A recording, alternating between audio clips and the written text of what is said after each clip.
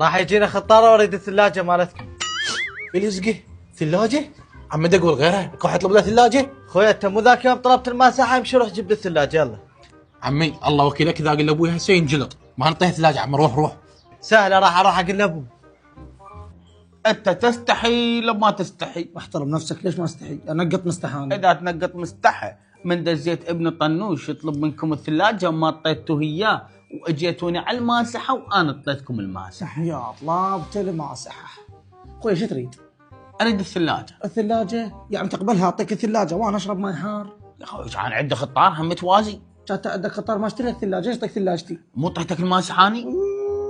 طلبت الماسحه، اقول لك انت لا تاكل قلبي، ترى ثلاجتي ب 700 وماسحتك ب 1000 دينار، انت شكل قلب على الماسحه.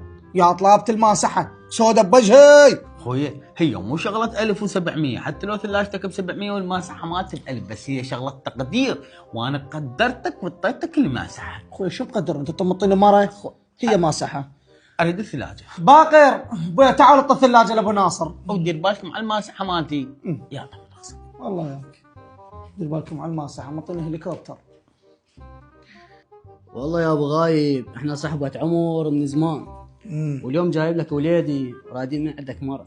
والله يا اخوي ابو سليت انا يشرفني، انتم سمعتكم ما شاء الله، الناس تحلف بشرفكم والوادم تحبكم، وابنك ما شاء الله متربي احسن تربيه، ليش حتى ما اعطيه مره؟